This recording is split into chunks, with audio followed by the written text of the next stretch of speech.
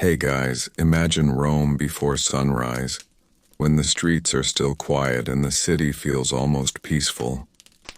Marble buildings hold the cool of night, and the sound of footsteps echoes softly along stone roads.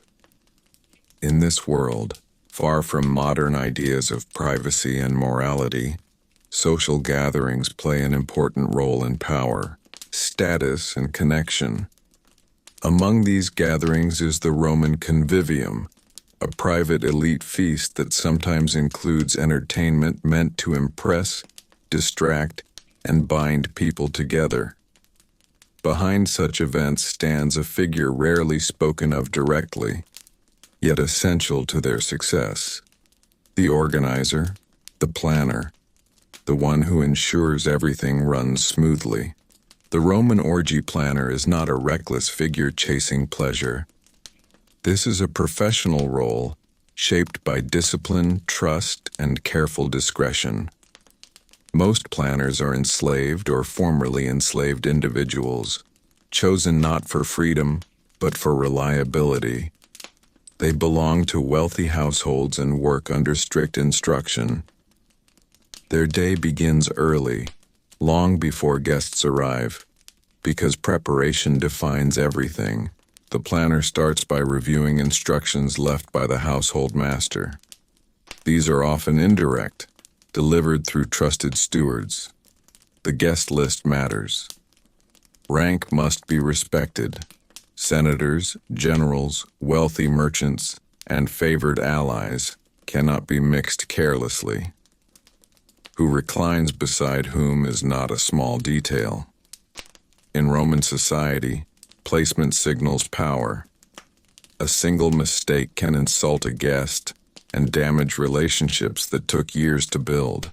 Once the list is confirmed, the planner moves through the house inspecting spaces where the event will unfold. Rooms are chosen carefully. Roman houses are designed around courtyards with private chambers hidden deeper inside. Light, air, and sound must be controlled. Curtains are checked. Lamps are prepared. The planner thinks constantly about flow. Where people will enter. Where they will recline. Where servants will move without drawing attention. Music and entertainment are arranged next. Musicians are hired or selected from the household.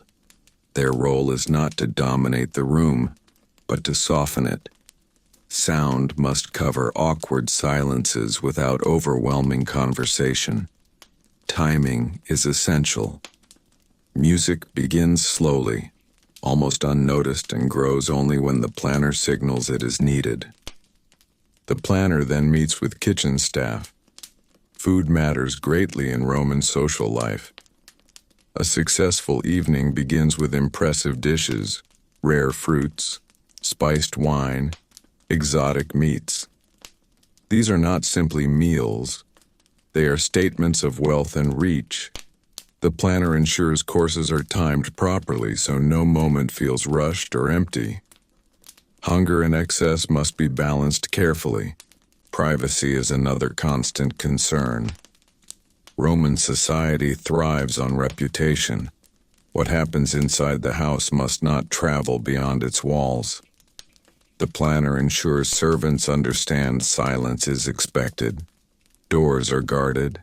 Entry is controlled. Trust is currency, and a planner who cannot protect discretion does not remain employed for long. As the afternoon moves on, supplies arrive. Wine is inspected. Oils and perfumes are checked. Fabrics are laid out. Everything must appear effortless later, even though it requires intense coordination now. The planner watches closely, correcting small details. A cushion placed incorrectly. A lamp positioned too brightly. These details shape the mood more than words ever could.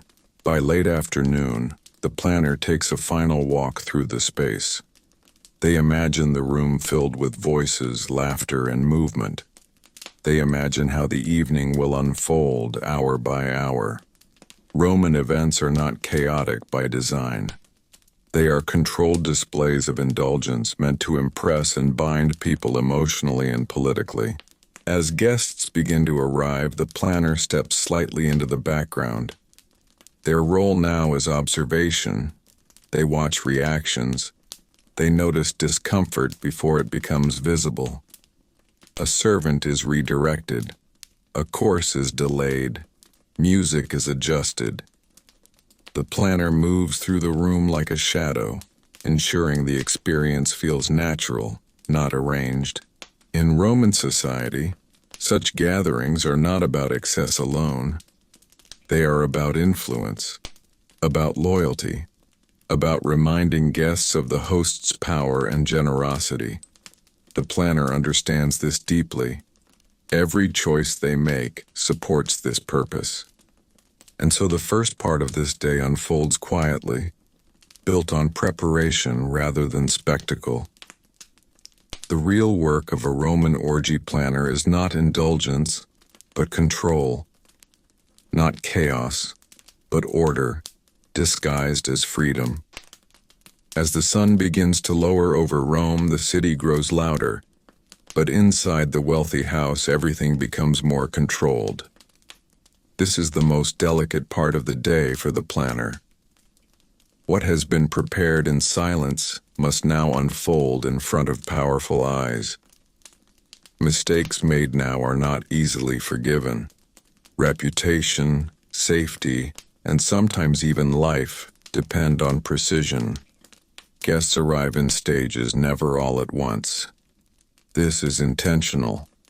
Early arrivals are often the most important. Senators, magistrates, or close allies of the host are welcomed first, given the best places, and offered the finest wine. The planner watches carefully as each guest enters, noting posture, mood, and relationships. A raised eyebrow, a forced smile, a pause before greeting. These small signs tell the planner how the evening may unfold. Reclining positions are adjusted subtly. In Roman dining culture, where one reclines while eating, placement is everything. To recline too close to the host is an honor. Too far away can be an insult. The planner ensures balance, never allowing rivals to sit too near one another unless tension is desired. Even indulgence follows rules. Wine service begins lightly. Roman wine is usually mixed with water, and the ratio matters. Too strong too early can turn an elegant evening into disorder. Too weak can bore guests. The planner signals servants when to adjust strength, watching faces flush and voices rise. Pleasure must grow gradually, never suddenly. Entertainment is introduced slowly. A musician begins to play softly, almost unnoticed. Later, dancers or performers may appear, chosen not only for beauty, but for timing. The planner knows when the room needs distraction and when it needs quiet. Roman elites enjoy spectacle, but they enjoy control more. As the evening deepens, conversation shifts. Politics enters quietly, wrapped in humor or storytelling. Deals are hinted at rather than spoken directly. The planner listens without appearing to listen. Information heard tonight may be valuable later. Silence and memory are part of the job. Privacy remains critical. Doors are monitored. Only trusted servants are allowed near inner rooms. Roman law may be flexible, but scandal is dangerous. The planner ensures that what is meant to stay inside does exactly that. A careless servant can destroy a household standing. As indulgence increases, the planner's work becomes harder, not easier. Drunkenness must be guided, not allowed to run free. Conflicts are softened with distraction. A performer is sent closer to one guest. Another is offered more wine or food. The planner does not command openly. They redirect quietly. Time becomes less clear as lamps replace daylight. Perfumes are refreshed. Cushions are adjusted. Servants move like shadows. Guests feel free, but everything they experience has been arranged in advance. This is the illusion the planner creates. Freedom shaped by structure. By now, the event has moved beyond a simple feast. It has become what Roman elites expect, a display of wealth, trust, and controlled excess. The planner watches constantly, ready to respond to any shift in mood. Nothing is left to chance, even when it appears so. And as the night deepens further, the planner knows their most difficult hours are still ahead. Because in Rome it is not the beginning of indulgence that matters most, but how it is contained, remembered, and ended. As the night settles deeper over Rome, the gathering enters its most sensitive phase. Lamps now provide the only light, casting a warm glow that softens faces and blurs sharp edges. This is intentional. The planner understands how light shapes mood. Harsh brightness encourages judgment. Soft light invites relaxation. Every lamp has been placed earlier, with this exact moment in mind. Guests are now fully settled into the rhythm of the evening. Voices are louder, movement slower, and laughter comes more easily. The planner watches carefully from the edges of the room. They do not join conversations. They do not draw attention. Their role is to observe patterns. Who speaks often? Who has grown quiet? Who leans too close to whom? These details matter because Roman social life is built on appearances. Even in moments meant to feel private, servants move constantly, guided by small gestures from the planner. Wine is replenished but never without purpose. A guest growing too intense is given diluted drink. A guest fading into boredom receives stronger wine or fresh entertainment. Food is offered again, not because people are hungry, but because it slows drinking and restores balance. Everything is calculated to keep the night flowing smoothly. Entertainment shifts subtly as well. Earlier performances were formal and impressive. Now they become lighter, more playful, designed to hold attention without overpowering conversation. The planner signals musicians to change tempo. Dancers are redirected toward certain areas of the room. Nothing happens randomly. Even spontaneity is managed. Private spaces deeper within the house are now in use. Access to these areas is controlled strictly. Only guests the host trusts completely are allowed beyond certain thresholds. The planner ensures doors are watched and servants posted carefully. Roman society tolerates indulgence, but betrayal of trust is never forgiven. Discretion is the foundation of survival in this role. The planner is especially alert for conflict. Alcohol loosens old rivalries as easily as it loosens restraint. A careless joke can reopen political wounds.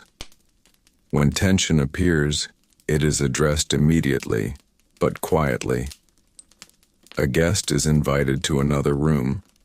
A performer is introduced at the right moment. Attention is redirected before anger has time to grow. Time feels different now. There is no clear sense of hours passing. The planner measures time by behavior instead. When laughter turns unsteady. When conversations repeat themselves. When guests begin to forget where they are seated. These are signs that the evening is approaching its turning point. The planner prepares for the gradual winding down long before guests realize it is happening. Music softens again. Servants slow the pace of wine service. Lamps are adjusted slightly lower. These changes are subtle, almost invisible, but they guide the gathering toward rest rather than collapse. Some guests begin to leave quietly, escorted by servants. Others remain, choosing to stay until the very end. The planner tracks each departure carefully. No guest is allowed to leave unnoticed. Reputation depends on knowing who was present, who stayed longest, and who departed early. Memory is a form of power. As the final hours approach, the planner ensures that the host's image remains intact. No disorder is allowed to linger. No scene is permitted to form. The goal is not excess remembered with shame, but indulgence remembered with satisfaction. The planner's success is measured not in applause, but in silence afterward.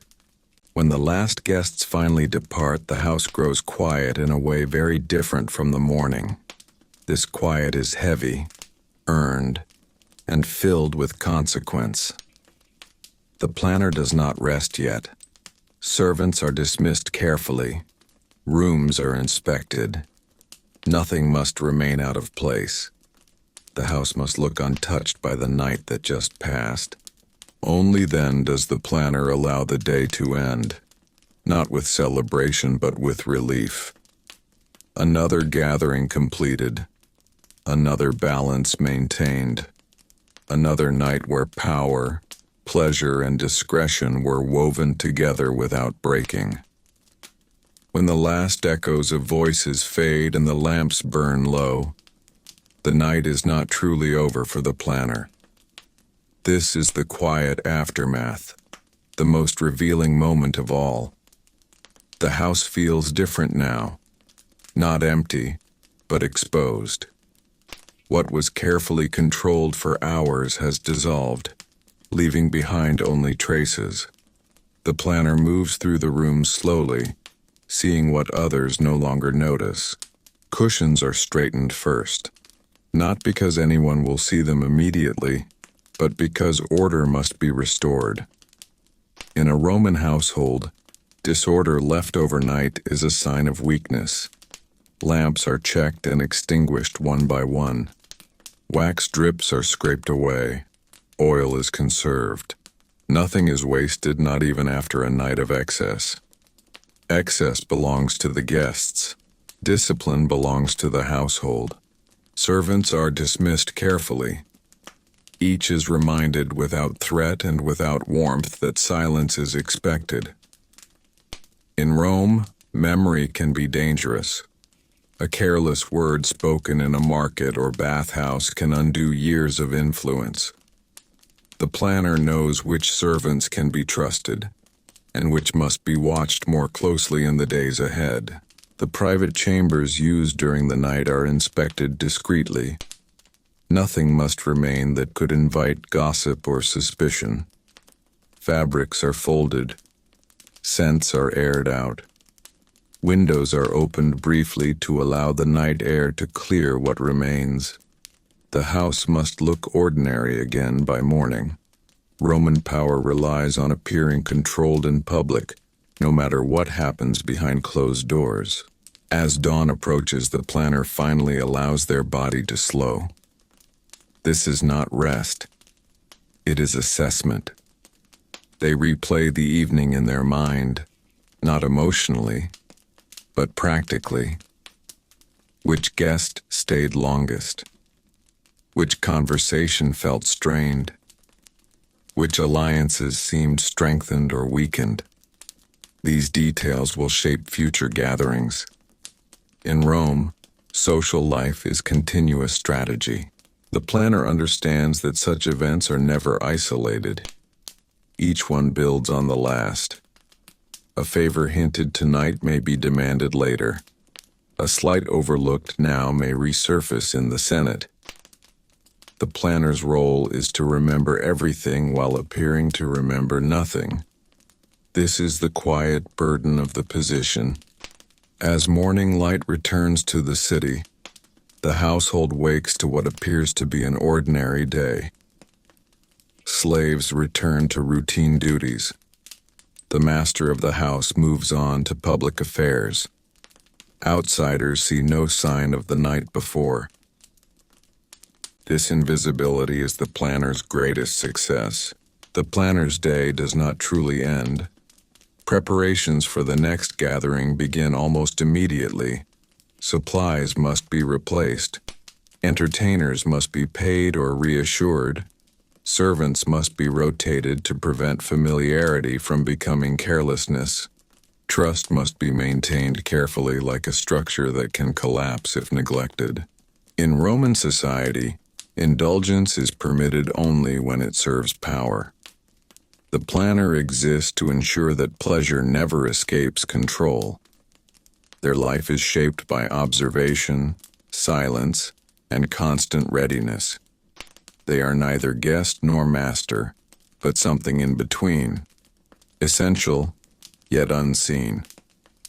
And so the life of a Roman orgy planner continues, not as a pursuit of excess, but as a profession built on restraint.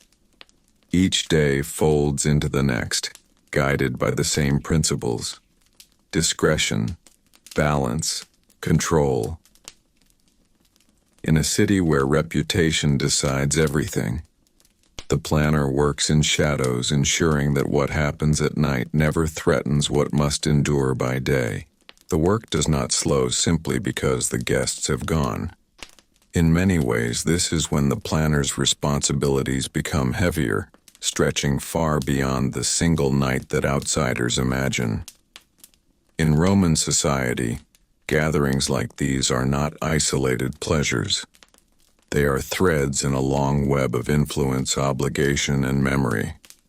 The planner understands that what happened must now be managed just as carefully as what was arranged. As the household settles into morning routines, the planner moves quietly through spaces that look ordinary again. Courtyards are washed, cushions are returned to storage. Decorative items are placed back where they belong, as if they were never moved. This return to normalcy is essential. In Rome, appearances are power. A house that looks unchanged sends a message of control, no matter what occurred inside it the night before. The planner begins speaking with trusted intermediaries. Entertainers must be paid discreetly and reminded of expectations. Musicians, dancers, and performers often rely on such events for income, but they also understand the rules. Silence protects everyone. Payment is not just compensation, it is assurance. A planner who delays or mishandles this risks gossip, resentment, and exposure. Wine merchants and suppliers are contacted next. Supplies used during the gathering must be replaced quickly, sometimes before the household master even notices what is missing. The planner keeps careful records, often in memory rather than writing. Written records can be discovered. Memory leaves no evidence. This skill is prized above almost all others in the role. Throughout the day, the planner reflects on the social outcomes of the event. Who arrived late? Who left early? Who spoke too freely? Who watched more than they spoke? In Roman elite culture, observation is everything. These details shape future invitations and exclusions.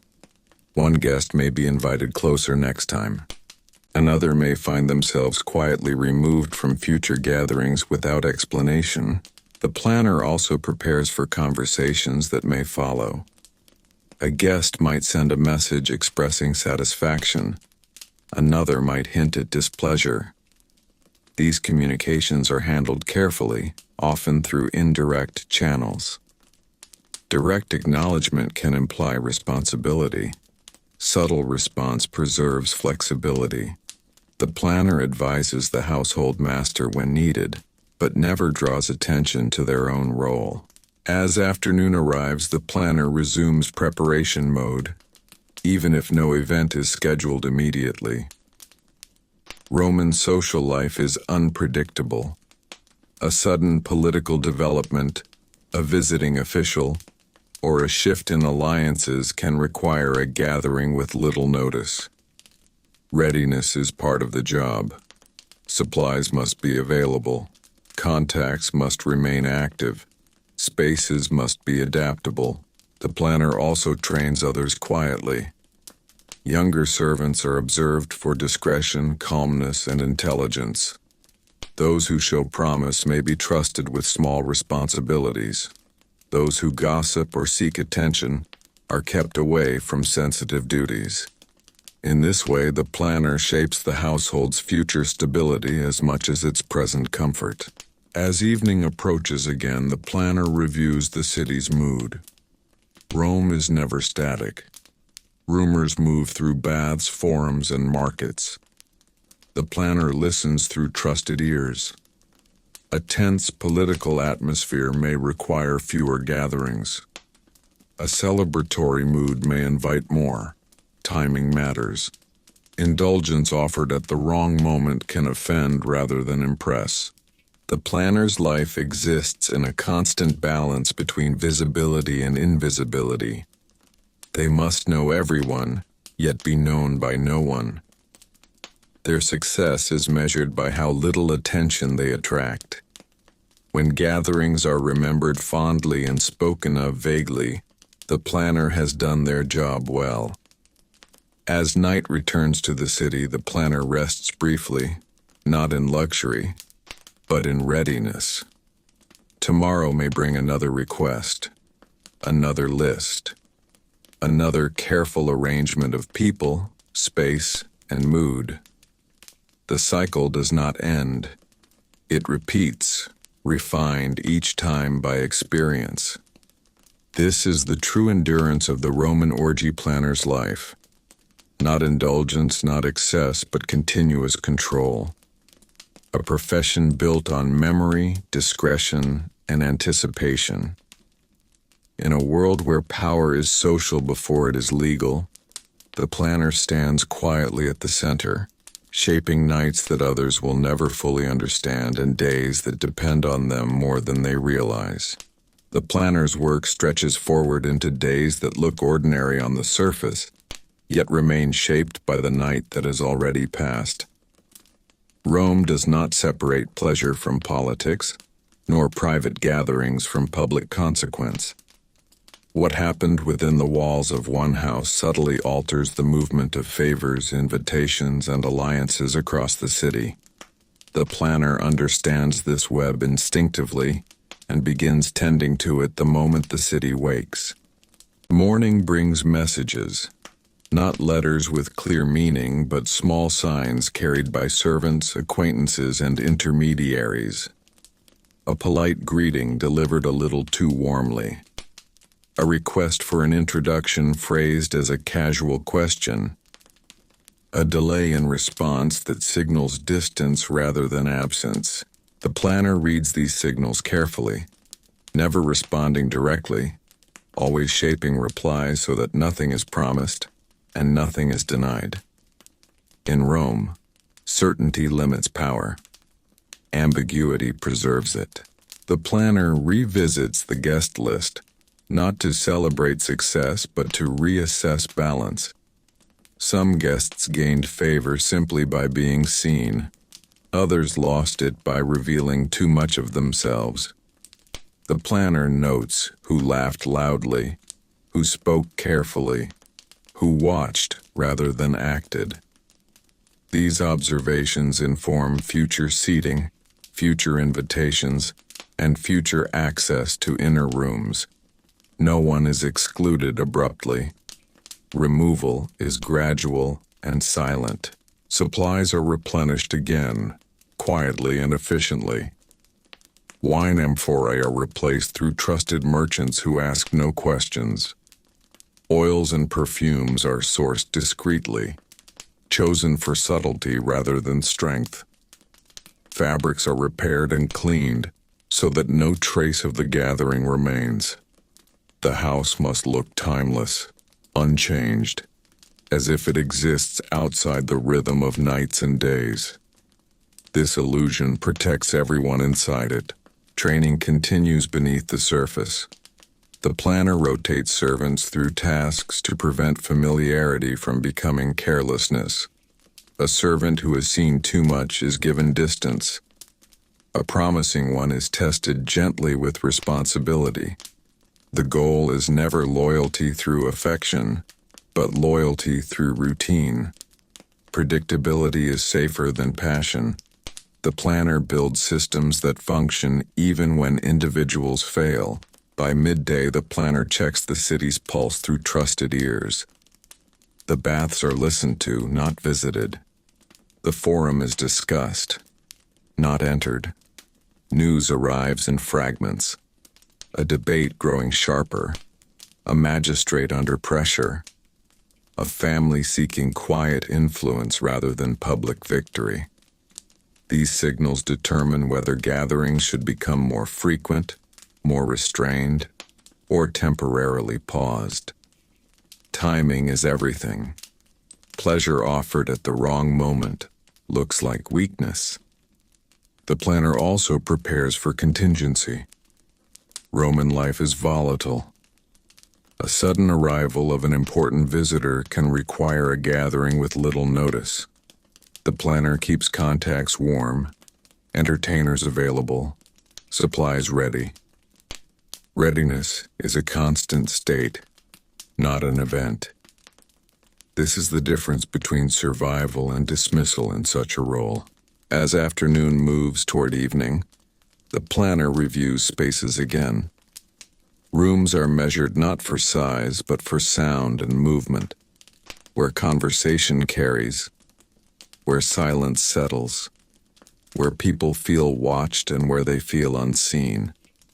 These qualities matter more than decoration. The planner adjusts screens, curtains, and lamp positions, refining the house's emotional geography. The planner's own presence remains minimal. They do not seek recognition. In fact, recognition is danger. The most successful planner is known only by function, never by name. Guests remember the evening, not the hand that shaped it. This invisibility is protection. When evening arrives without a gathering scheduled, the planner still prepares. A quiet house is not an idle one.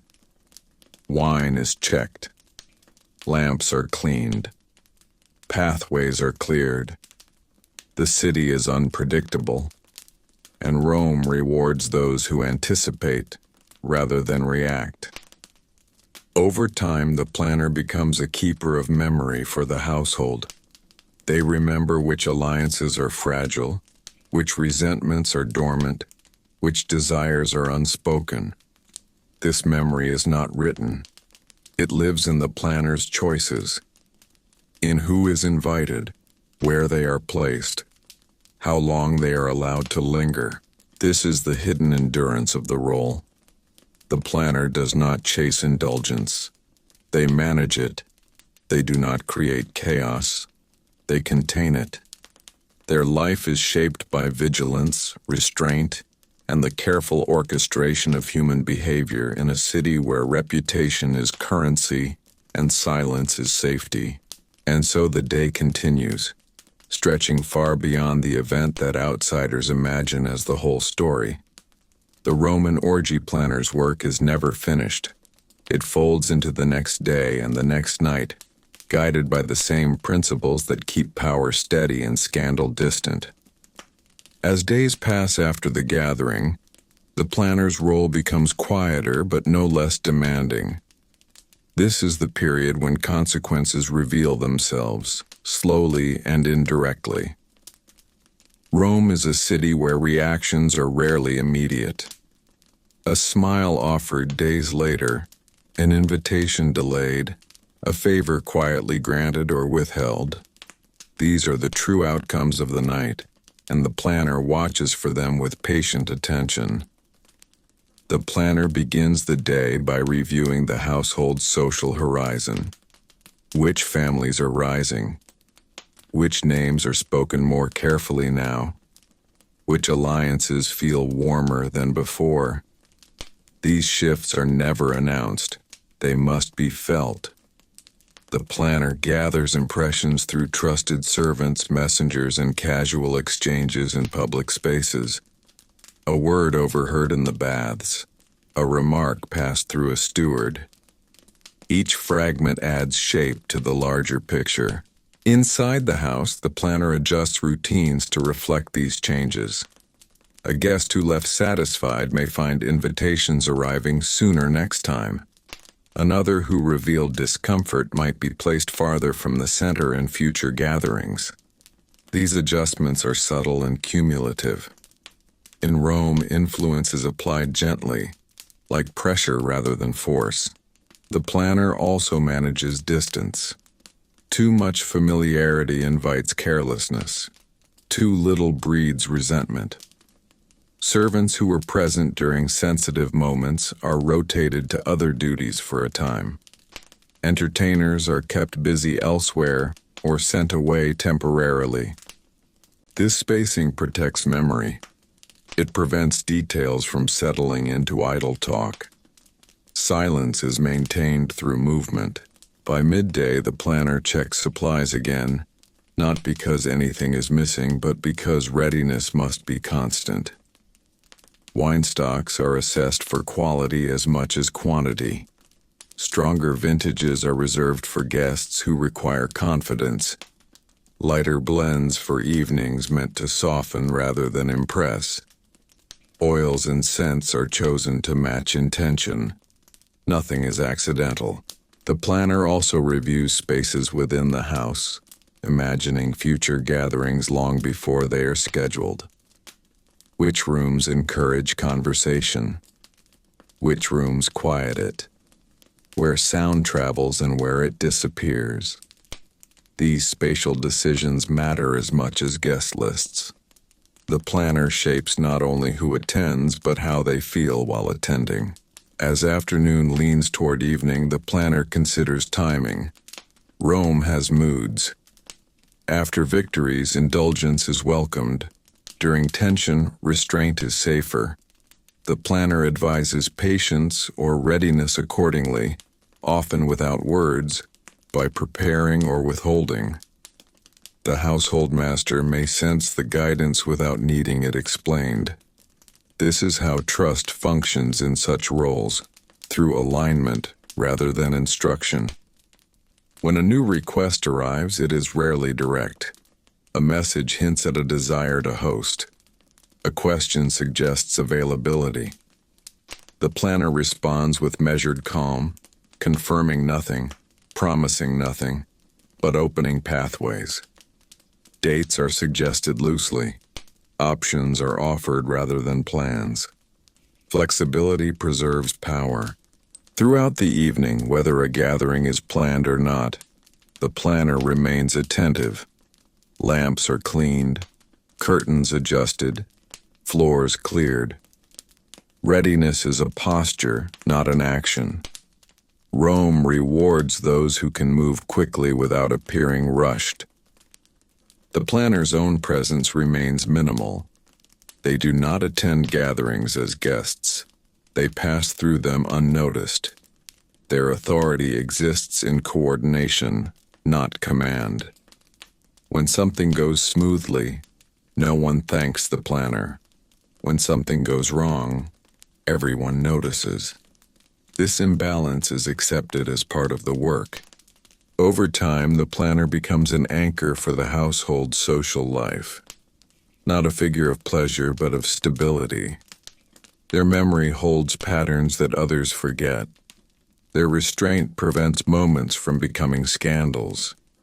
Their timing ensures indulgence strengthens influence rather than weakening it. This is the quiet mastery of the role. Not indulgence itself, but the shaping of indulgence into something safe, effective, and forgettable in the right ways. The planner does not seek to be remembered. They seek to ensure that nothing needs to be explained later. And so the days continue, each one informed by the last. Preparations refine themselves. Judgments sharpen. The planner stands just behind the visible life of Rome, guiding nights that appear effortless and days that remain unchanged. The work does not end. It settles into routine. A routine built on observation, discretion, and the careful management of human desire within a city where reputation is fragile and power is always watching.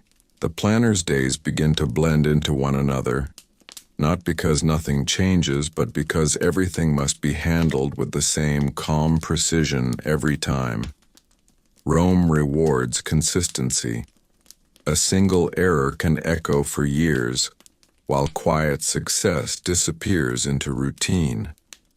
The planner understands this deeply and structures each day around maintaining balance rather than chasing novelty. Morning light returns to the city, illuminating marble and dust alike. The planner moves through the household early, long before the master appears or public business begins. This is when adjustments are easiest to make without notice. A room is rearranged slightly. A decorative screen is moved to alter sound and sight lines. Lamps are tested for brightness and oil quality. These are small changes, but small changes shape how people feel when they enter a space. Servants receive subtle instruction throughout the morning. Nothing is written. Writing creates evidence.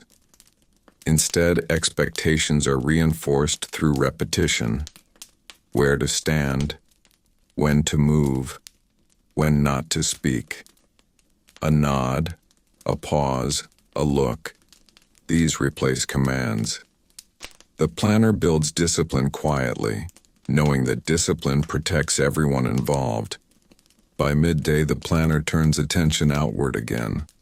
Rome is alive with conversation, but not all conversation matters equally.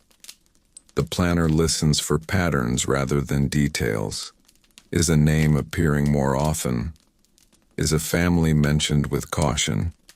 Are people celebrating or anxious? These moods guide decisions more than any single rumor. Rome's social climate shifts like weather, and the planner learns to feel it before it is visible. When entertainers are involved again, the planner manages them carefully. Performers are not chosen only for talent, but for temperament. Calm performers are preferred to dramatic ones. Reliability outweighs brilliance. The planner ensures they understand the expectations of discretion and timing. Payment is handled promptly, not generously. Gratitude is unnecessary. Professionalism is enough. The planner also maintains distance from guests outside gatherings. Familiarity invites questions. Questions invite attention. Attention invites risk. Instead, communication flows through intermediaries. Requests are acknowledged without commitment. Gratitude is returned without encouragement. This distance keeps the planner invisible, which is essential to survival in this role. As afternoon fades, preparation begins again even if no event is scheduled. In Rome, opportunity arrives suddenly. A political victory, a visiting official, a private alliance needing reinforcement. The planner keeps the household ready to respond without delay. Supplies are checked. Wine is rotated. Oils are refreshed. Spaces are cleared. Readiness becomes a constant state rather than a reaction. The planner also prepares for restraint. Not every moment calls for indulgence. Sometimes the most powerful statement is absence. Declining to host at the right time can increase desire and curiosity. The planner advises patience subtly, shaping outcomes through delay rather than action. As evening approaches, the planner's awareness sharpens. This is when mistakes are most likely. Fatigue lowers attention. Routine invites complacency. The planner resists both. They move through the house slowly, checking details once more. A lamp too bright, a curtain slightly open, a pathway cluttered. Each is corrected quietly. When guests arrive on nights when gatherings occur, the planner again steps into the background. Observation resumes. Mood is measured continuously. The planner notices who arrives confident and who arrives cautious, who drinks eagerly and who hesitates. These details will matter later even if they seem unimportant now. When no gathering occurs, the planner remains equally alert. Quiet nights can be more dangerous than busy ones. Silence encourages thought, and thought can lead to suspicion. The planner ensures the household remains active enough to appear normal, without drawing attention. Lamps burn, servants move, the house breathes. Over time, the planner becomes a guardian of rhythm. Too much indulgence weakens influence. Too little makes alliances fade. The planner balances these forces carefully, understanding that Roman power is social before it is legal. Trust is built in rooms like these under conditions shaped quietly by unseen hands. This role demands endurance more than brilliance. The planner must remember everything while revealing nothing. They must act decisively while appearing passive. They must guide desire without becoming part of it. This distance is both protection and burden. As days continue to pass, the planner's work deepens rather than ends. Each gathering refines their judgment. Each quiet day strengthens their readiness. The city changes. Alliances shift. Fortunes rise and fall. Yet the planner remains steady, shaping nights that seem effortless and days that appear unchanged. And so the life continues, not as a series of events, but as an ongoing discipline. Observation, preparation, adjustment, silence. In a city where reputation decides survival, the Roman orgy planner works unseen, ensuring that pleasure never becomes danger, and that power remains calm, contained, and secure. As time moves on, the planner's work becomes less about individual evenings and more about long memory. In Rome, nothing truly disappears. Moments fade, but impressions remain. The planner understands that their greatest responsibility is not the night itself, but how that night lives on afterward in the minds of powerful people. This is why the days following a gathering are handled with as much care as the event itself. The planner begins by quietly monitoring social temperature. This is done indirectly. A steward mentions that a certain guest spoke warmly of the host at the baths. Another hints that someone felt overlooked. These comments are never taken at face value. The planner looks for patterns, not statements. One voice means little. Several voices pointing in the same direction mean adjustment is needed. Inside the household, routines are refined to reflect these signals. A guest who felt honored may be invited sooner next time.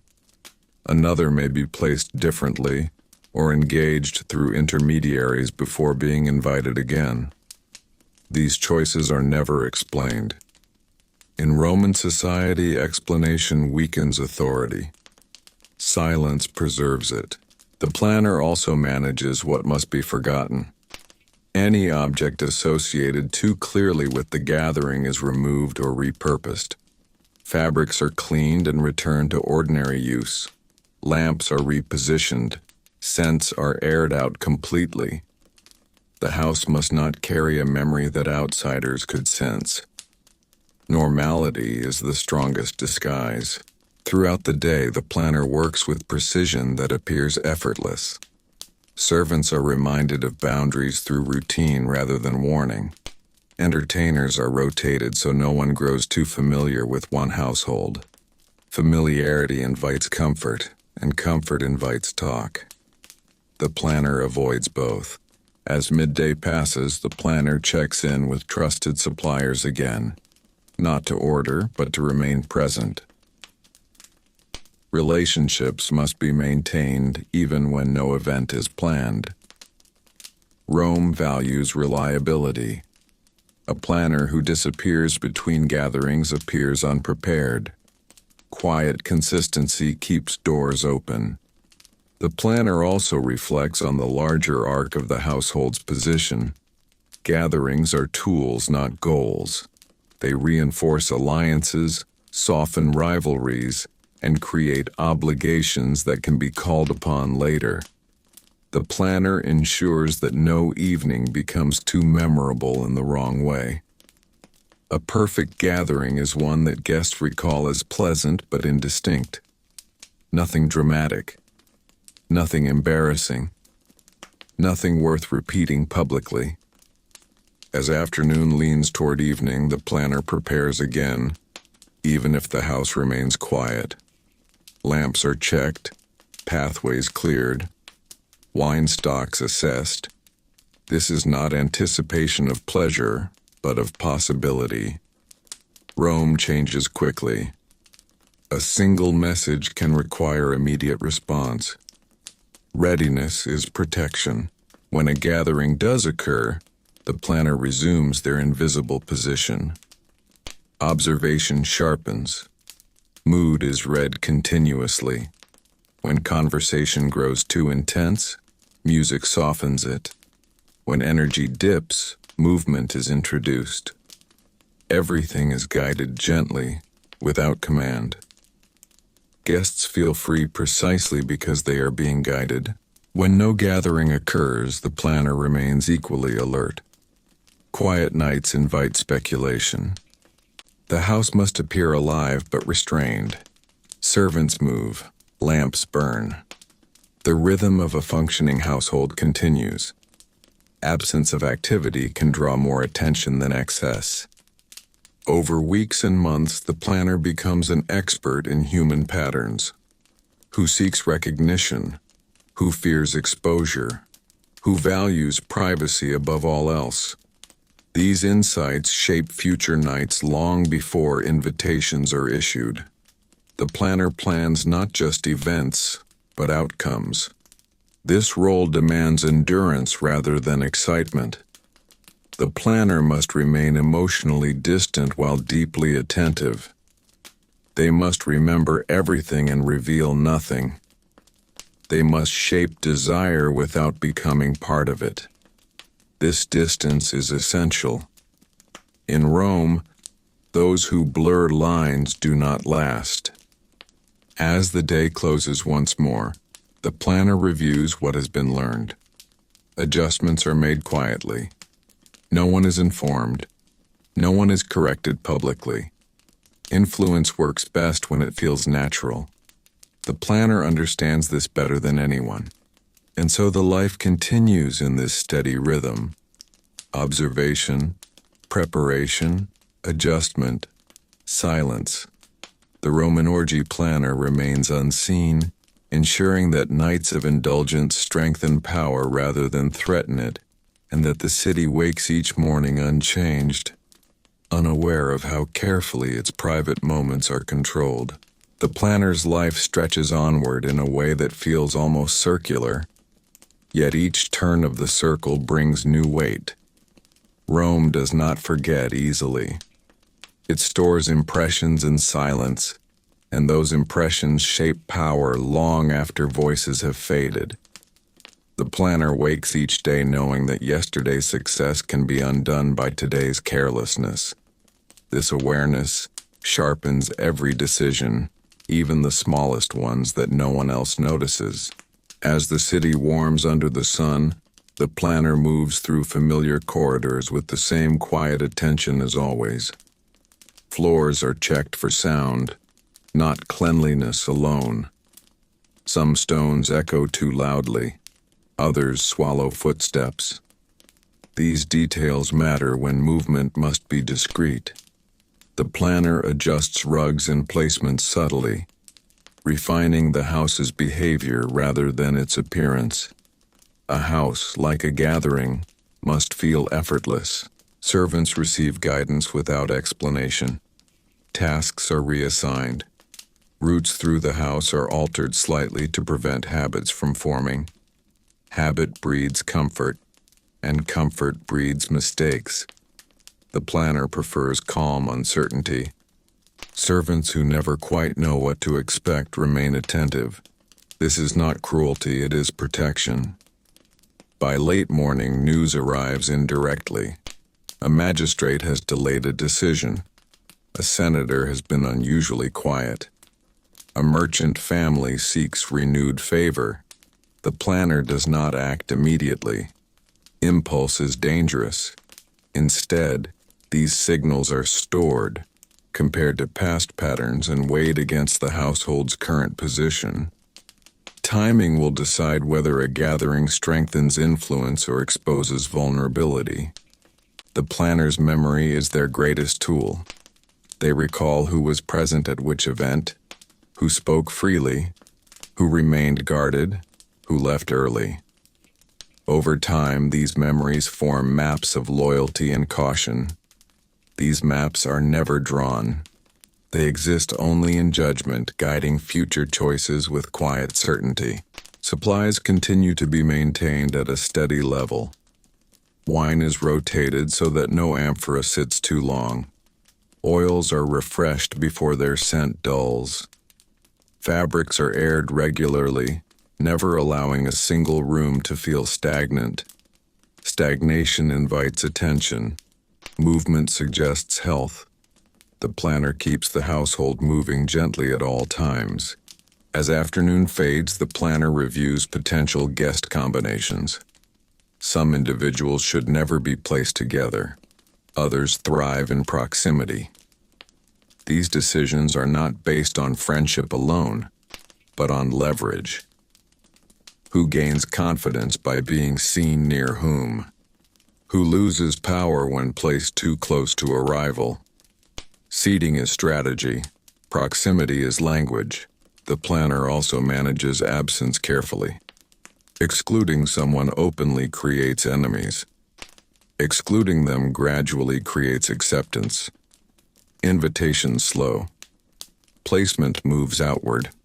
Attention softens. Eventually, absence feels natural. This is how power removes obstacles without conflict. Evening arrives again, and with it, the possibility of action. The planner prepares as if a gathering will happen, even if it does not. Lamps are ready. Wine is measured. Spaces are cleared. Readiness is a form of discipline that keeps fear away. The house must never appear surprised by opportunity. When a gathering does occur, the planner slips once more into observation. The same rules apply, but each evening is unique. Mood shifts differently. Energy rises or falls unpredictably. The planner reads the room constantly, adjusting without being seen. A performer is introduced at just the right moment. Music shifts to soften a sharp conversation. Wine is diluted quietly to slow a guest who is losing restraint. When no gathering occurs, the planner's vigilance remains. Quiet nights can attract curiosity. The house maintains a low rhythm of activity. Servants move with purpose. Lamps burn in select rooms. The appearance of life is maintained without excess. Rome notices silence as much as noise. The planner also considers long-term consequence. Repeated indulgence can weaken authority if not balanced by restraint. The planner advises spacing gatherings thoughtfully, allowing desire and anticipation to rebuild. Power grows strongest when access feels earned rather than expected. Through all of this, the planner remains emotionally distant. This distance is not coldness, it is survival. Becoming attached to outcomes clouds judgment. The planner's role is to shape events, not to be shaped by them. Control requires clarity. Days pass in this pattern. Observation, preparation, adjustment, silence. The planner's influence is felt but never seen. Guests believe evenings unfold naturally. The household master believes alliances strengthen on their own. The city continues unaware of the quiet labor maintaining its balance. And so the history continues without closure, because in Rome there is no final night, no last gathering. There is only the next adjustment, the next decision, the next moment when pleasure must be shaped into something safe and useful. The Roman orgy planner remains at the center of this unseen work, guiding nights that seem effortless and days that remain unchanged, ensuring that power stays calm, contained, and intact. The planner's routine settles into a deeper rhythm now, one that stretches beyond individual households and into the wider pulse of Rome itself. At this stage, the planner is no longer reacting to events. They are anticipating them. Anticipation is the true mark of mastery in a city where power shifts quietly and rarely announces its intentions. Early in the day, the planner considers the calendar, not as a list of dates, but as a pattern of pressure. Certain days invite gatherings, religious festivals, public games, military returns, legal decisions. These moments shape mood across the city. A gathering held too close to public tension feels reckless. One held just after a victory feels generous and strong. The planner times indulgence the way a general times movement, carefully and without emotion. The house itself is adjusted again, not visibly but subtly. Pathways are altered so movement feels natural rather than directed. Seating arrangements are rehearsed in the planner's mind long before any cushion is placed. The planner understands that people respond to space instinctively. A narrow passage encourages brief encounters. A wide room invites lingering conversation. These spatial decisions guide behavior without a single word spoken. Servants continue to be managed through rhythm rather than command. The planner changes schedules slightly each week to prevent predictability. Predictability invites complacency. Complacency invites mistakes. A servant who moves carefully because they are uncertain moves more quietly and listens more closely. This is not cruelty. It is control through structure. By midday, the planner reviews relationships that extend beyond the house. Entertainers, merchants, messengers. These connections are kept professional and distant. Familiarity is avoided. The planner ensures no one feels indispensable, including themselves. Systems are built so that roles can be filled without disruption. Rome punishes dependency. Resilience comes from replaceability. As the afternoon deepens, the planner evaluates recent gatherings again, not emotionally but strategically. Which conversations led to follow-up messages? Which guests requested another meeting? Which alliances seem to have strengthened without effort? These outcomes reveal whether the planner's adjustments worked. Success is quiet. Failure leaves traces. The planner also watches for warning signs. A guest who begins asking too many questions. A servant who grows too curious. An entertainer who lingers too long after payment. These signals are addressed early and gently. Distance is introduced. Access is reduced. Problems are dissolved before they become visible. As evening approaches, the planner prepares once more without certainty. This uncertainty is constant. Rome rarely announces its needs in advance. A single messenger can change the night's purpose entirely. The planner ensures that wine, lighting, and space can adapt within moments. Readiness is maintained without tension. When a gathering does occur, the planner returns to the familiar role of quiet observer. They stand where they can see without being seen. They listen without reacting. They notice shifts in posture, tone, and proximity. These details reveal more than words ever could. A guest leaning forward signals interest. Leaning back signals caution. The planner adjusts the room accordingly. Music is guided gently. Performers are introduced and withdrawn with precise timing. Wine strength is altered without announcement. The planner shapes the night minute by minute, ensuring no single moment becomes too sharp, too memorable, or too dangerous. Balance is preserved at all costs. When no gathering occurs, the planner's vigilance does not fade. Quiet nights are filled with maintenance and observation. Lamps are kept burning in select rooms to suggest activity. Servants move with purpose. The house remains alive without excess. Rome notices patterns, and the planner ensures the pattern remains steady. The planner's greatest skill at this stage is restraint, knowing when not to act, knowing when silence achieves more than movement, knowing when absence creates desire and presence creates risk. These judgments are refined over years, not taught. Time continues forward without ceremony. Days blur into one another, each shaped by the same principles: observation, preparation, adjustment, silence. The planner remains unseen, yet essential, guiding the social machinery of Rome without ever appearing to touch it. By now, the planner's work has moved beyond individual evenings and into something closer to stewardship. What is being managed is not simply gatherings, but continuity. Rome thrives on repetition.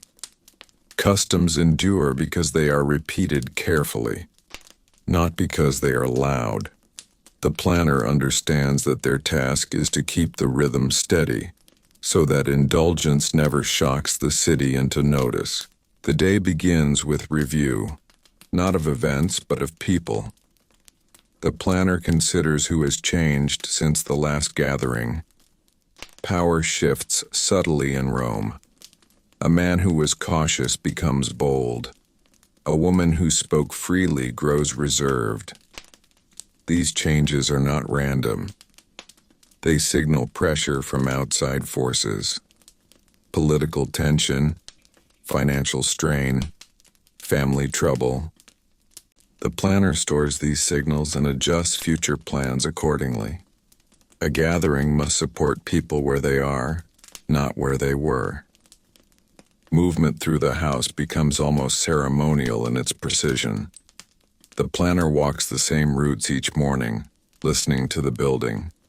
Stone floors speak differently depending on weather and use. Wooden beams creak in familiar ways. Any new sound is noted. A house that changes without reason invites scrutiny. The planner corrects small irregularities early, long before they become visible. Servants are guided through example rather than instruction. The planner demonstrates pace, when to hurry, when to slow. This unspoken training is more effective than orders. It teaches awareness. A servant who learns to read atmosphere becomes valuable. One who relies on instruction becomes a liability. Over time, the planner shapes a staff that moves as a single organism, responsive and quiet. Midday brings more indirect information. A household nearby hosted a gathering that went poorly. Too much wine, too many witnesses. Names spoken openly in public baths. The planner listens carefully. These stories are lessons. They reinforce the importance of restraint. Rome does not punish indulgence, it punishes carelessness. The planner adjusts standards accordingly, tightening controls just enough to stay ahead of attention. Supplies are rotated again, not because they are needed immediately, but because freshness matters. Wine that tastes dull dulls conversation. Oil that smells heavy weighs down mood. The planner selects items not for luxury, but for effect. The goal is to create an atmosphere where people feel open but safe, expressive but contained. As afternoon approaches, the planner considers the social map again. Who should be brought closer? Who should be allowed distance? Proximity in Rome is a form of negotiation. Sitting beside someone is a statement. Being excluded is also a statement, though quieter. The planner shapes these statements without words, trusting space to do the work. The planner also considers absence as a tool. Sometimes the most effective way to maintain power is to withhold access. Not forever, just long enough for curiosity to grow. Invitations delayed feel earned when they finally arrive. The planner advises this subtly, preparing everything while waiting for the right moment. Evening returns, and with it the possibility of action. The planner prepares again as always, without assuming anything will happen. This neutrality is essential. Expectation clouds judgment. Readiness clears it. Lamps are cleaned. Curtains adjusted. Pathways cleared. The house breathes, prepared to receive or to remain quiet without tension. When a gathering occurs, the planner resumes the familiar role of quiet conductor. Observation deepens. Patterns repeat, but never exactly. One guest speaks more than usual. Another watches in silence. The planner adjusts wine, sound, and space in response. These adjustments are small enough to feel natural, yet precise enough to shape outcomes. Music changes pace gradually, never abruptly. Performers are introduced only when attention needs direction. The planner avoids spectacle for its own sake. Too much spectacle invites memory. Memory invites repetition. Repetition invites exposure. Balance is preserved through moderation. When no gathering occurs, the planner's vigilance remains unchanged. Quiet nights are maintained with subtle activity. Servants move. Lamps burn. The house appears occupied without being inviting. This controlled presence keeps curiosity at bay. The planner's mind remains focused on long arcs rather than moments. Which alliances will matter months from now? Which tensions may erupt, if not softened? Which names should never be spoken together in the same room? These considerations guide decisions more than immediate pleasure ever could. This role demands patience above all else. The planner waits more than they act. They listen more than they speak. They remember more than they reveal. In a city built on appearance, this restraint is strength. And so the day continues without resolution. No final gathering, no conclusion. Only ongoing adjustment, careful preparation, and quiet control. The Roman orgy planner remains unseen, shaping nights that feel effortless and days that appear unchanged, maintaining the delicate balance that allows power to endure without drawing attention to itself. By this stage, the planner's work has become almost invisible even to those closest to it. What once required constant correction now moves through habit and structure. This is not because the work has become easier, but because it has become deeper. The planner no longer manages events. They manage expectation. In Rome, expectation shapes behavior more reliably than rules ever could. The morning begins with silence and observation. The planner does not rush. Rushing invites mistakes, and mistakes invite attention. Instead, the planner listens to the house as it wakes. Footsteps tell stories. A servant moving too quickly signals anxiety. One moving too slowly signals comfort. Both are noted. Adjustments will come later, delivered through routine rather than reprimand. The planner spends time reviewing people rather than plans. Which guest has become more confident recently? Which has grown cautious? Which has begun to seek privacy more than recognition? These shifts guide future gatherings long before invitations are considered. In Rome, social roles are not fixed. They drift. The planner's task is to notice drift early and correct course quietly. Spaces within the house are refined again, though no visitor would notice the change. A screen is angled slightly to block a line of sight. A bench is repositioned, so conversation flows differently.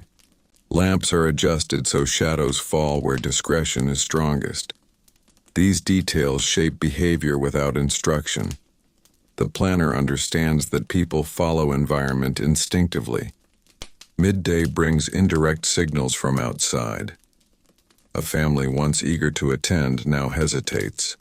A rival household grows quieter. A public figure avoids certain gatherings entirely. These are not random. They reflect pressure. The planner stores these signals and begins planning responses that may not be needed for weeks or months. Readiness is measured in foresight, not speed. The planner also manages relationships with entertainers and suppliers carefully. Familiarity is avoided. Payments remain prompt and fair, never generous. Generosity invites loyalty, but loyalty invites expectation. Expectation becomes leverage. The planner prefers professionalism. It creates distance, and distance creates safety. As afternoon deepens, the planner considers the rhythm of indulgence itself. Too frequent gatherings dull impact. Too few allow alliances to weaken. The planner times events so they feel rare enough to matter but common enough to sustain influence. This balance is never written down. It is felt, refined through experience and failure long forgotten. When a gathering is planned, the planner prepares without excitement. Emotion clouds judgment. Instead, preparation is methodical. Guest lists are reviewed not for prestige, but for compatibility. Who should be near whom? Who should be kept apart? Which conversations must be encouraged and which must never begin? These decisions are made quietly and confidently. When evening arrives, the house responds automatically. Servants move into positions learned through repetition. Lamps are lit to familiar levels. Wine is prepared to the planner's standards without instruction. This smoothness is not luxury. It is discipline made invisible. As guests arrive, the planner watches posture more than words. A guest standing too tall may be asserting dominance. One leaning inward may be seeking alliance. These signals guide placement and pacing. The planner adjusts the room subtly, allowing power to redistribute without confrontation. Throughout the night, the planner remains alert but emotionally distant. They do not judge. Judgment narrows perception. Instead, they observe. They notice when laughter turns forced, when silence grows heavy, when conversation circles without progress. At each moment, the planner intervenes just enough to redirect energy, never enough to be noticed. Wine's strength shifts gradually. Music changes tempo almost imperceptibly. Performers appear and withdraw as needed. The planner shapes the evening like a slow current rather than a forceful hand. Guests feel carried, not guided. As the night deepens, the planner prepares for departure long before it begins. Lamps are lowered, servants slow movement. The room is guided gently toward rest. Guests leave feeling satisfied but not overstimulated. This is intentional. Satisfaction without excess leaves fewer memories worth repeating publicly. When the house empties again, the planner does not celebrate. They assess. What worked? What strained? What nearly crossed a line? These reflections are stored quietly, shaping the next adjustment. Nothing is written. Nothing is spoken. Days pass and the planner's influence continues unseen.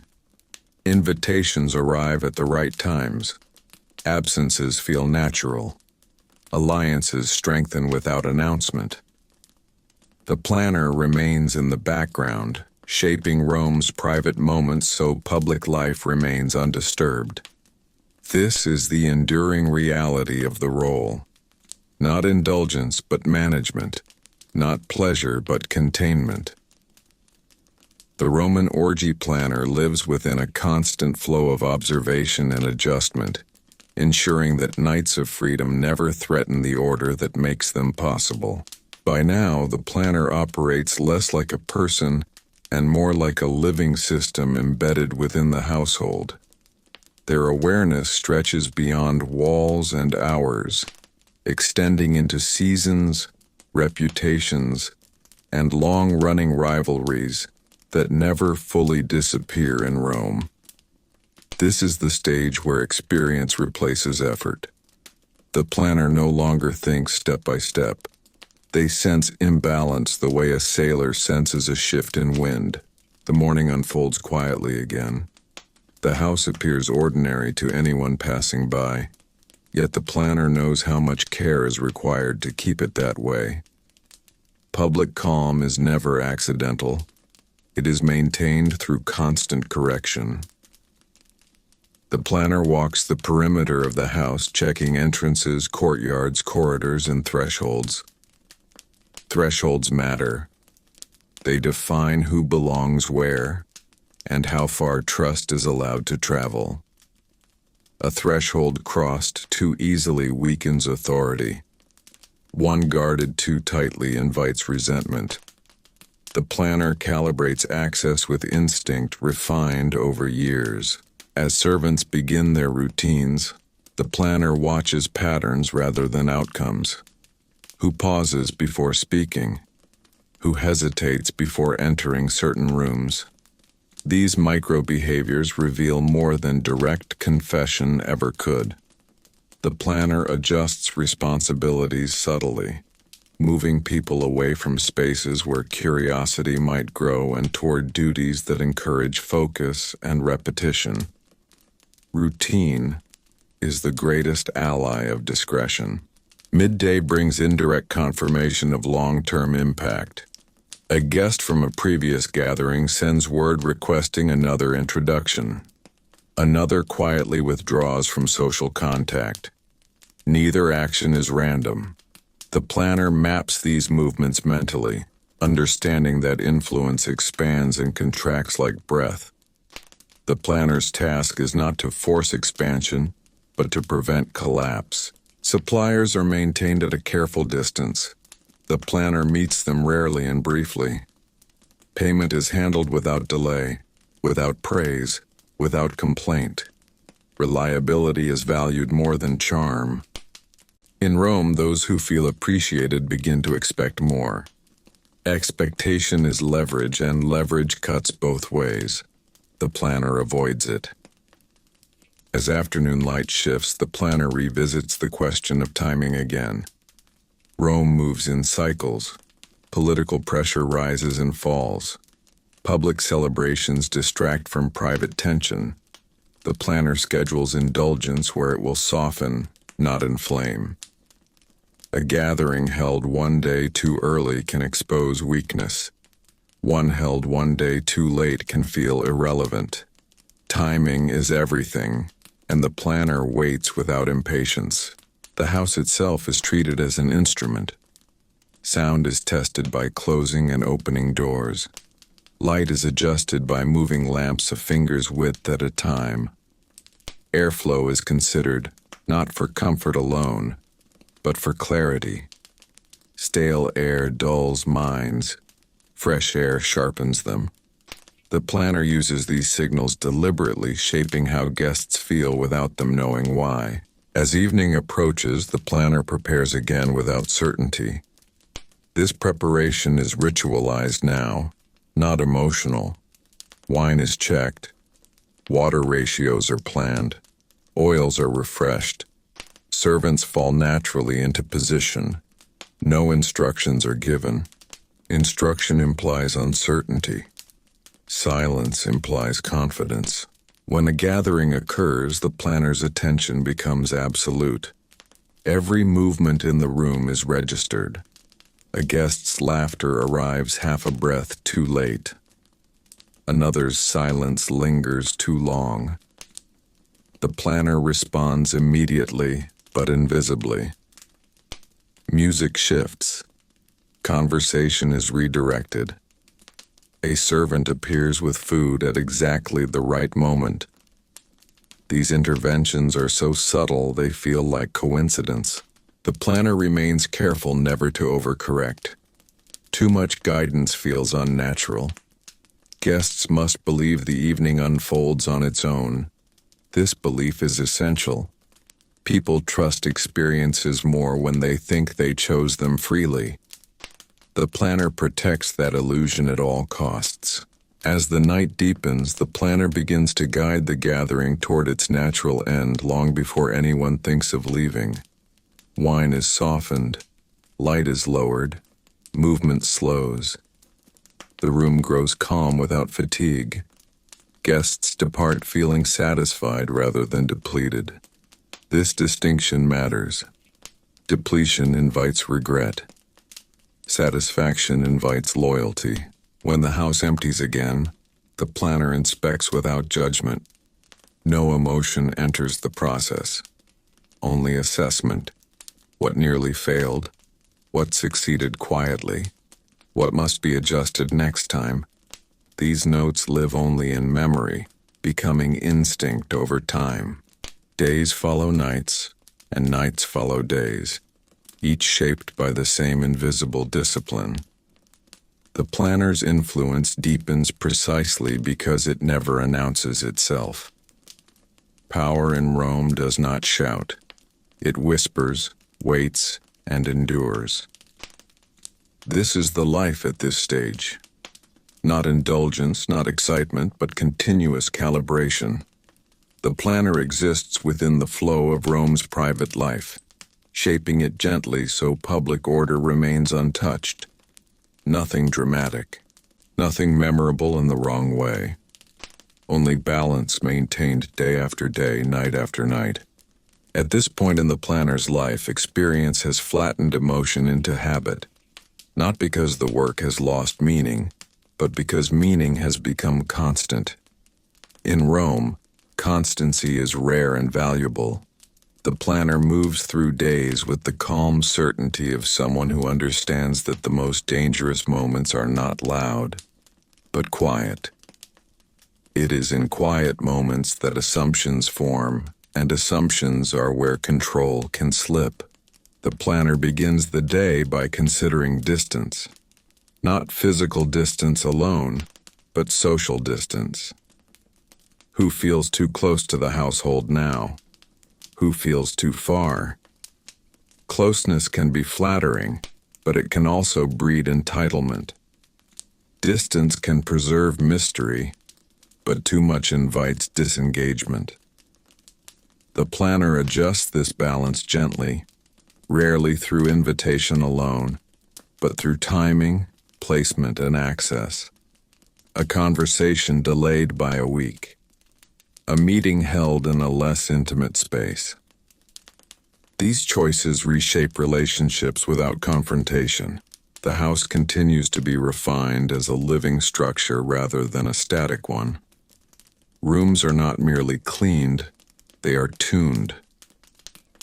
The planner understands how voices carry at different times of day, how light falls differently across seasons, how heat gathers near walls or dissipates near open courtyards.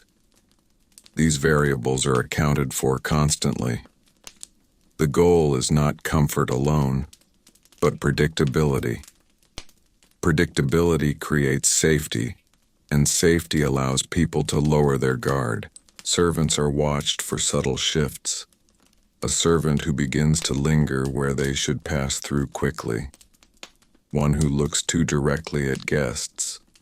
These behaviors are not punished openly. Instead, duties are rotated. Routes are changed. Curiosity is redirected into labor. The planner believes that discipline maintained quietly lasts longer than discipline enforced loudly.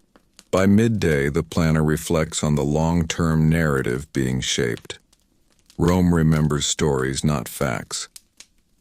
The planner ensures that the story surrounding the household remains consistent. Gatherings are remembered as tasteful, controlled, and discreet. No single evening stands out too sharply. Sharp memories attract retelling. Retelling attracts distortion. Distortion invites danger.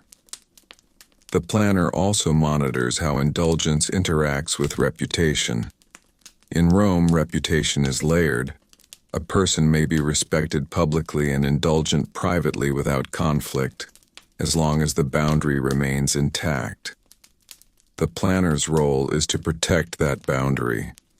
Guests who blur it are guided back gently. Those who cannot are distanced over time. No explanation is offered. Rome does not require explanations. It notices patterns. As afternoon gives way to evening, preparation begins again without urgency. This is the most deceptive part of the work. Outsiders imagine urgency and excess. In truth, everything is measured. Wine is selected not by strength alone, but by how it unfolds over hours. Some wines encourage conversation early and calm later. Others do the opposite. The planner chooses deliberately, shaping the arc of the night before it begins. Lighting is adjusted again, always slightly differently. Repetition invites familiarity.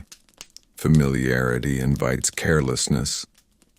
The planner keeps variation subtle enough to feel natural, but present enough to keep attention soft and alert. Music, if used, is chosen for texture rather than melody. It fills space without demanding focus. When guests arrive, the planner watches entrances closely. How people enter tells more than how they speak. A guest who pauses before crossing a threshold signals caution. One who strides forward signals confidence or impatience. These signals inform immediate adjustments. Placement shifts. Servants are repositioned. The planner responds in real time, quietly reshaping the room. Throughout the gathering, the planner's attention never rests on a single point for too long. Focus narrows perception.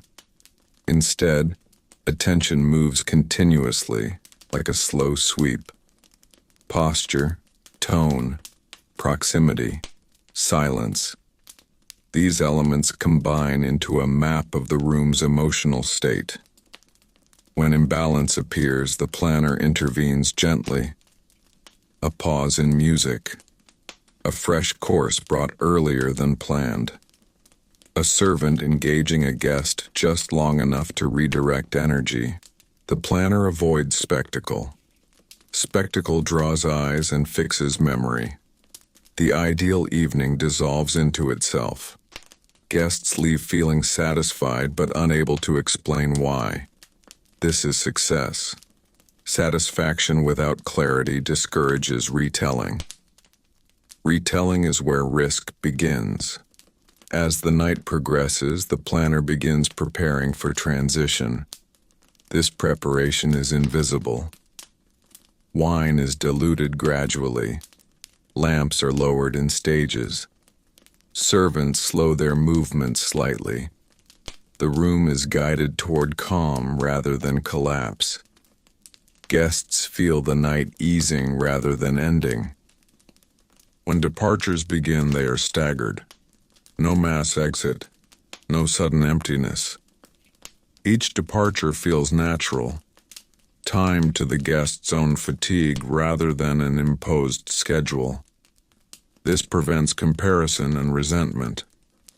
Everyone leaves believing the night ended when it should have for them personally. After the room clears, the planner does not seek relief. Relief dulls attention. Instead, they inspect quietly. Nothing is judged emotionally. Only function is considered. What must be adjusted next time? What nearly crossed a boundary? What worked so smoothly it risks being repeated too exactly? Variation will be required. The planner understands now, more than ever, that this role has no true conclusion. There is no final gathering, no completed work, only ongoing calibration. Each day refines the next. Each night informs the following week. The planner exists within this flow, maintaining balance so that power remains stable and unseen. And so the work continues forward, unbroken, shaped by restraint, memory, and quiet authority. The Roman orgy planner remains where they have always been, just outside notice, just inside control, guiding the private life of Rome without ever allowing it to disturb the public world that depends on its silence. At the end of this long arc, the planner's life does not resolve with a final event, but with a settled understanding. This is how most Roman lives truly end, not with ceremony, but with continuity. The planner wakes, works, observes, and adjusts, just as they always have. The difference now is not in action, but in awareness. The planner understands fully that their role was never about pleasure, spectacle, or excess. It was about preservation. Rome survives on appearances. Laws are written. Armies march. Speeches are delivered in public spaces. But the real glue of the city exists in private rooms, controlled silences, and carefully managed relationships. The planner has spent a lifetime maintaining that glue without ever being named for it. They shaped nights so that days could proceed unchanged. They allowed indulgence without scandal, freedom without disorder, and intimacy without exposure. As years pass, the planner notices how the city changes around them. New families rise, old names fade, emperors come and go, yet the needs remain familiar. Power still fears embarrassment, influence still seeks discretion, desire still requires boundaries to remain useful.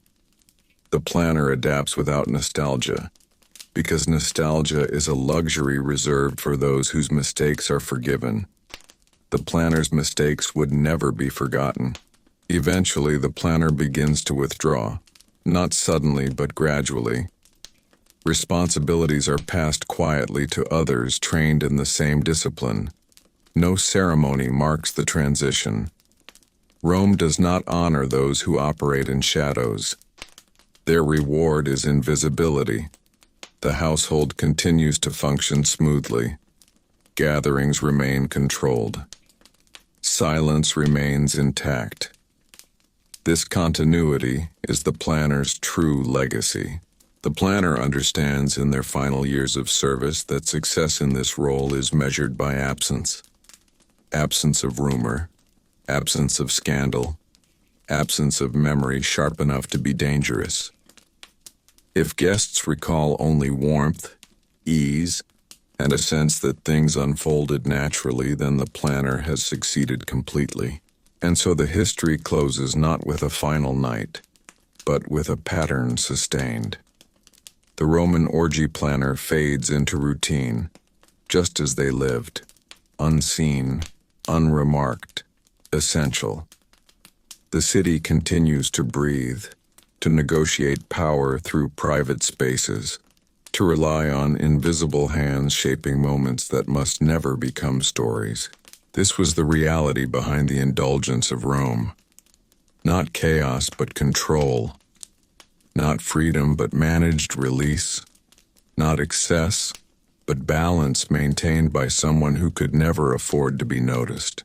As this history gently comes to rest, the city remains awake, the houses remain quiet, and the